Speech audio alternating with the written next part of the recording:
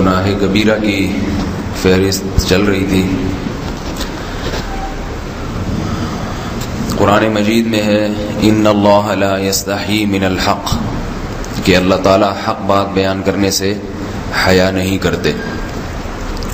حدیث میں بھی بعض ایسے مسائل کو اللہ کے رسول نے بیان کیا ہے صلی اللہ علیہ وسلم نے جو بظاہر حیا کے خلاف ہیں، مگر اس لیے بیان کیا کہ اگر آپ صلی اللہ علیہ وسلم بیان نہ کرتے تو لوگ ان بے شرمی کے کاموں میں مبتلا ہو جاتے. اسی وجہ سے میں بھی یہ ہمت کر رہا ہوں کہ ایک اور ایسا گناہ جس میں لوگ مبتلا ہیں اور وہ ہے حیا کے خلاف، مگر ہے بہرحال شریعت کا مسئلہ اور لوگ اس میں گناہ میں مبتلا بھی ہیں، اس لیے بتانا ضروری ہے. وہ یہ ہے کہ لوگ شادی کے بعد بھی آج کی نوجوان نسل زوجہ سے، بیوی سے غیر فطری طریقے سے ہم بستری کرتے ہیں. انٹرنیٹ پہ بیہودہ فلمیں دیکھتے ہیں تو جو چیز انگریزوں کی دیکھ رہے ہیں کہ ان کے کلچر آہستہ آہستہ میڈیا کے ذریعے ہمارے معاشرے میں بھی آ رہا ہے. اللہ کے رسول صلی اللہ علیہ وسلم نے لعنت فرمائی ہے، ایک روایت میں ہے کہ اللہ اس کی طرف دیکھے گا نہیں کہ جو اپنی زوجہ سے پچھلے راستے سے ہم بستری کرے گا. یہ بیماری بھی، یہ گندگی بھی لوگوں میں پھیلتی جا رہی ہے، خاص طور پہ جن کو لڑکوں سے بدفعلی کی عادت پڑ جائے تو وہ زوجہ سے فطری راستے سے ہم بستری نہیں کرتے. اللہ نے فرمایا کہ نساؤکم حرث لکم، یہ تمہاری زوجات ہیں، بیویاں ہیں، یہ نسل بڑھانے کے لیے ہیں. تو اسی راستے میں انسان اپنی خواہش کو پوری کر سکتا ہے جس راستے سے نسل بڑھتی ہے. اس کے علاوہ کسی اور راستے سے اپنی خواہش کو پورا کرنا یہ حرام ہے، گناہ کبیرہ ہے، گندگی ہے. ہمارے پاس کیسز آتے ہیں، ایک پاک دامن لڑکی کی شادی ہوتی ہے، لڑکا بھی بظاہر بڑا نیک، لیکن کیا ہے، لڑکا چونکہ ٹھرکی ہوتا ہے، شہوت کا درندہ ہوتا ہے، تو وہ یہ نہیں دیکھتا کہ میں اپنی بری خواہش مٹانے کے لیے میں اپنی زوجہ کو غیر فطری طریقے پر مجبور کیسے کر سکتا ہوں. تو مجبور کرتا ہے پھر اپنی بیوی کو. اس میں جو عورتیں زیادہ پاک دامن نہیں ہوں، نیک نہ ہوں، یا ان کو یہ ڈر ہو کہ طلاق ہو گئی تو ہم کہاں جائیں گے، وہ پھر اپنے شوہر کے ساتھ اسی غیر فطری طریقے پر آمادہ ہو جاتی ہیں. اور اس کا عذاب اور اس کا وبال یہ ہوتا ہے کہ کچھ دنوں میں ان کو بھی اسی کی لت پڑ جاتی ہے. انسان جب بھی کوئی غیر فطری راستہ اختیار کرتا ہے، آخرت کا عذاب تو بعد میں، دنیا کا عذاب یہ آتا ہے کہ پھر اس کو لذت فطرت میں آتی نہیں ہے. پھر جو راستہ اللہ نے رکھے اس میں اس کو لذت نہیں آئے گی، پھر وہ گندگی میں ہی گھسنے کی کوشش کرے گا. اس کی بھی فطرت خراب ہو جاتی ہے، اور جس کے ساتھ یہ بدفعلی کی جائے اس کی بھی فطرت خراب ہو جاتی ہے، وہ بھی پھر کسی کے قابل نہیں رہتے. تو اپنے جان پر رحم کرنا چاہیے.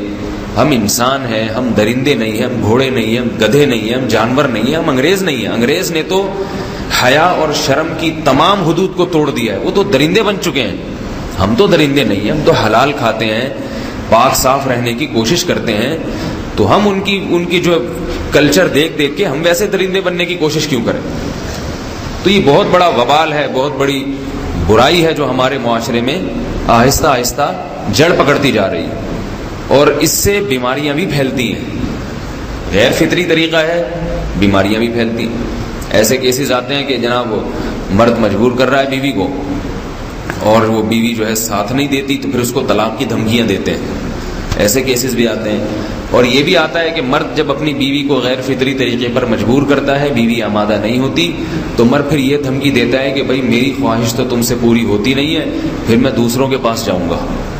تو یاد رکھیں، جس عورت کا شوہر یہ دھمکی دے اس کو کہ میں زنا کروں گا اگر تم نے میری خواہش پوری نہیں کی غیر فطری طریقے سے، تو عورت اپنے شوہر سے کہہ دے کہ جاؤ تم کہیں اور جا کے منہ کالا کرو، تمہاری فطرت میں گندگی ہے تو یہ مجھے گندا بنانے کی کوشش نہ کرو. اس کو زنا کرنے دیں، وہ اللہ آخرت میں اس سے بھگتے گا. ہر بیماری کا اللہ نے علاج رکھا ہے. اللہ کے رسول صلی اللہ علیہ وسلم نے فرمایا، صحیح بخاری کی حدیث، ما انزل اللہ من داء الا انزل له دواء، کوئی بیماری ایسی نہیں ہے جو اللہ نے نازل کی ہو اور اس کے لیے دوا نہ رکھی ہو دنیا میں. تو اگر کسی کو ایسی لت پڑ گئی ہے غیر فطری کام کی تو اس کو چاہیے کہ وہ اپنا علاج کرائے، ڈاکٹر سے بھی رابطہ کرے. اور سب سے بڑا علاج یہ ہے کہ کچھ وقت صبر کرے گا، چھوڑ دے گا کچھ عرصے کے لیے، تو خود بخود آہستہ آہستہ صحیح ہو جائے گا. ایک آدمی شراب کا عادی ہے، ایک علاج تو یہ کہ ڈاکٹروں سے رابطہ کرے، اور بہترین علاج کیا؟ چھوڑ دے۔ کتنے دن تڑپے گا؟ 1 دن 2 دن 3 دن 4 دن 1 ہفتہ 2 ہفتہ، بہت زیادہ سال ہو جائے گا نا، اس کے بعد خود بہت ٹھیک ہو جائے گا۔ سگریٹ کا عادی ہے، چھوڑ دے گا تو کتنے لوگ ہم نے دیکھے ہیں دن میں 20 سگریٹ پیتے تھے، چھوڑنے پر آئے تو بالکل ایک دم چھوڑ دی انہوں نے، آہستہ آہستہ کر کے چھوڑ دی، لیکن تکلیف ہوئی مگر عادی ہو گئے۔ تو اب کسی کو یہ لت پڑ گئی ہے غلط کام کی، برائی کی، تو اس کا بہترین علاج یہ ہے کہ وہ اپنے آپ کو بدلنے کی کوشش کرے، ماحول بدلے، اور کچھ وقت صبر کرے گا تو اللہ اس سے یہ عادت چھڑا دے۔ نہیں کی، صبر نہیں کیا اس نے، تو پھر اسی گندگی میں موت واقع ہوگی، پھر آخرت کا عذاب بہت سخت، نسلیں برباد ہو جاتی ہیں اس عمل سے انسان کی۔ تو بات حیا کے خلاف ہے، مگر یہ کہ ایک بزرگ تھے وہ بات فرما رہے تھے، تو کسی نے پوچھا کہ حضرت آپ حیا کے خلاف بات کرتے ہیں، تو انہوں نے فرمایا تم بے حیائی کے کام نہیں چھوڑتے، ہم اس چھڑوانے کے لیے بات کریں تو ہم برے ہیں، اور تم کام کرو تو بھی برے نہیں۔ برائی کا کام کرنے میں برا نہیں بنتا، اور برائی کے خلاف بولنے والا برا بن جاتا ہے کہ دیکھو یہ کیسی باتیں کر رہے ہیں۔ تو بھائی باتیں ہیں اس لیے ہیں کہ یہ معاشرے میں یہ برائی پھیلتی چلی جا رہی ہے، اور یہ ہماری اپنا کلچر نہیں ہے، یہ امپورٹ ہو رہا ہے باہر سے، یہ امپورٹ ہو رہا ہے، یہ وہاں میڈیا کے ذریعے آ رہا ہے۔ تو وہ چیزیں دیکھا نہ کریں اور ان لوگوں سے دور رہا کریں۔ ہمیں تو دین کا داعی ہو کے ان کو ہدایت پر لانا تھا، بجائے ہم ہدایت پہ چل کے دوسروں کو چلانے والے بن کے ان کے راستے پہ ہم نے چلنا شروع کر دیا۔ اللہ تعالیٰ ہمیں اب دیکھیں ان کے ہاں ایڈز کا مرض پھیل گیا ہے۔ آپ بتائیے یہ ایڈز کا مرض ہمارا ہے کیا؟ یہ بیماری ہماری ہے یا ان کی ہے؟ ہمارے یہاں بیماریاں ہیں، کھانسی ہے، نزلہ ہے، ٹھیک ہے نا، بلڈ پریشر ہے، شوگر ہے، یہ بیماریاں ہماری ہیں۔ کوئی اللہ کا شکر ہے گندی بیماری ہمارے ہاں نہیں ہے۔ جتنی گندگیاں ہیں وہاں سے آ رہی ہیں، ایڈز کا مرض وہاں سے امپورٹ ہوا ہے۔ وہ ایڈز کا مرض اسی بدفعلی کی وجہ سے پیدا ہوتا ہے، اسی سے جراثیم پیدا ہوتے ہیں، اور اتنا خطرناک مرض کہ ایسے متعدی ایسے پھیلتا ہی۔